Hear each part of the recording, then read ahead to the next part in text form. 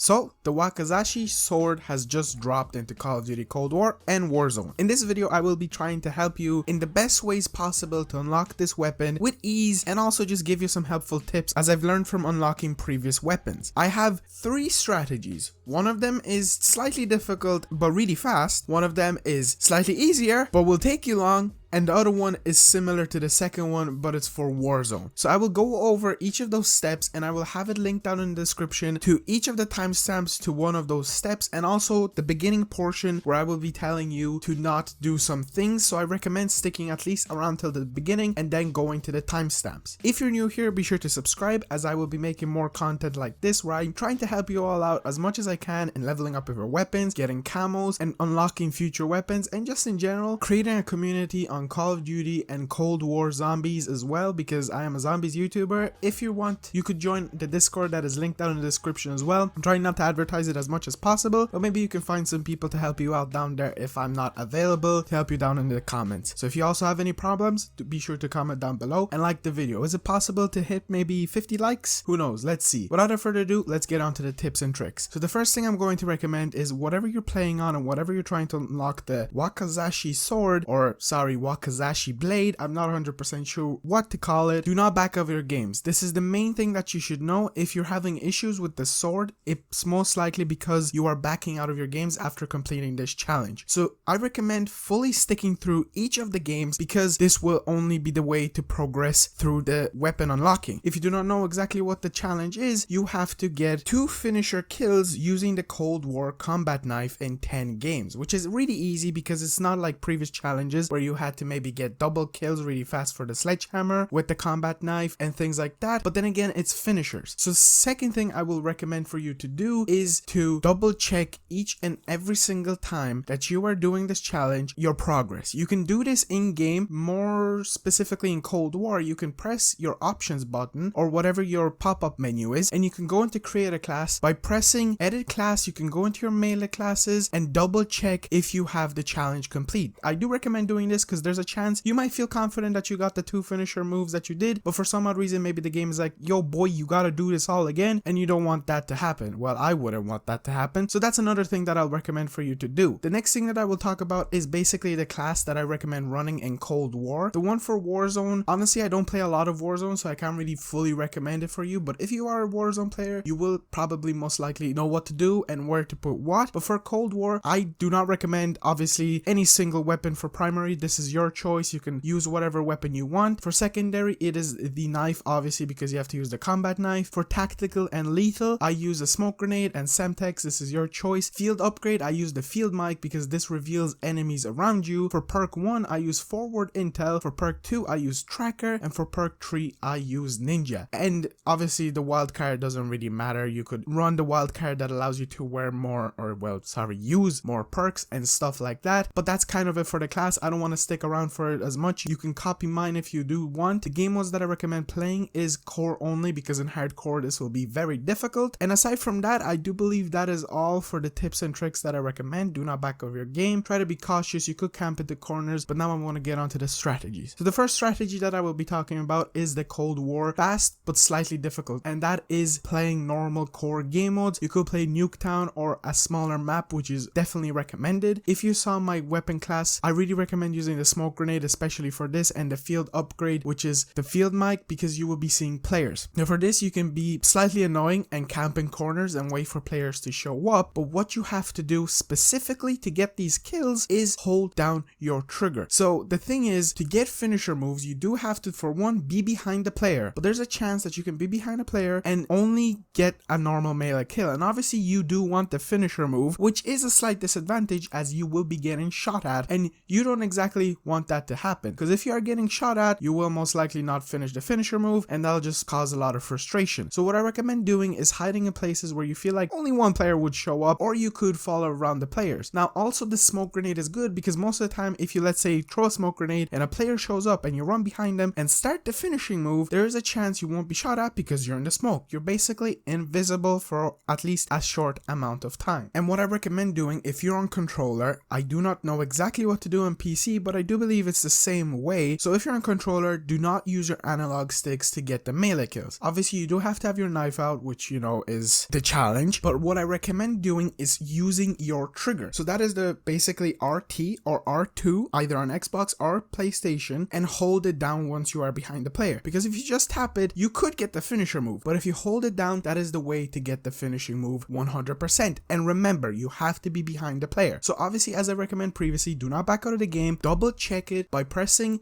your options menu, your start menu, your escape menu, whatever you have it on, whatever console you play on or system. Double check if you have this challenge done, so you know you don't finish the game and then back out because the game finished and you're just frustrated and annoyed because this progress is not saving. So that is literally all you have to do. The reason this is slightly more difficult and really fast is because obviously there's a lot of players and you could be in extremely high skill based matchmaking lobbies, but this will basically fly if you do it correctly and if you're patient. Do not worry if you're in a bad lobby, back out. Back out, do not stay in that lobby, go into the next one, maybe you can get a better one. On to the second strategy. This one is involving Cold War again, and it is Fire Team Dirty Bomb. The reason this is a good strategy is because in this game mode, you can catch a lot of players by themselves. So obviously I recommend, at least for this strategy, having a good primary weapon, because if you do not know, you do have to at least maybe use the first primary weapon to knock the player, and the only disadvantages with this is try to maybe keep them by themselves. If you're lucky, you could maybe down 2 people, and be quick with this, because if you're not, there's a possibility that they may choose to bleed out and this will lose your finisher move. So what I mean by this, you can knock players in Fire Team Dirty Bomb. As you know, it is a team-based game. Currently it's duos, it could go to quads, it could go to anything at once, and in this game mode, players down themselves, obviously if you down them, and they can basically choose to bleed out. But if you're fast enough and they're down, you will be able to get the finisher move. Remember, you have to be behind the player, hold down R2, RT, or whatever it is on PC for you of your choice on your keybinds, and hold it down, and this will most likely help you get the finisher move fully. Remember, you have to be behind them. You can use the knife. I do not know if you can get the finisher move. I did play like a few games of Fire Team Dirty Bomb, and whenever I was behind the player, all it did was just basically knock them, and once they were knocked, I got the finisher move. One good thing about this is I'm pretty sure anyone can essentially knock the player, and if you just finish them with the knife itself, this will basically count. So remember, check your progress, and you will most likely be able to do this strategy fairly easy and fast. And now on to the last strategy, which involves Warzone. So again, I don't play a lot of Warzone, but what have I played is Plunder. Now, I don't know what the rotation will be around when you're doing this challenge, but for example, there can be a rotation of Rebirth Island, which I definitely recommend for Plunder, because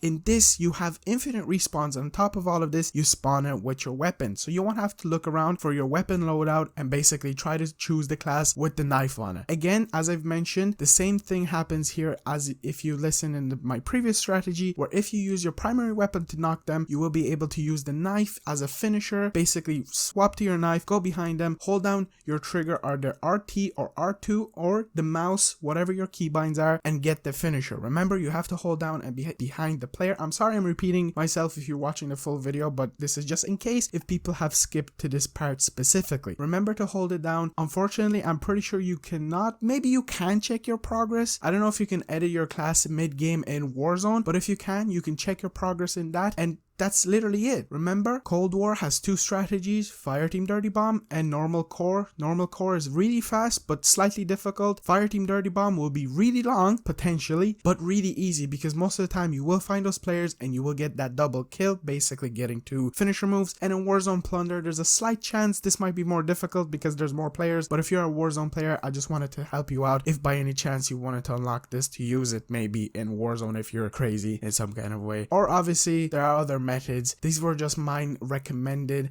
my class, my strategies that I found out, because I've been actually kind of researching this for a while, trying my best to find the best strategies so I could recommend it to you whenever this weapon has come out. And thankfully, I have come up with some good strategies. Now, if you don't mind, I will go back into my game and try to unlock this weapon, as I just wanted to release this video before I started working on it with myself. And I just wish you all the best of luck. Be sure to subscribe, like the video, and I will see you in the next one. Peace out.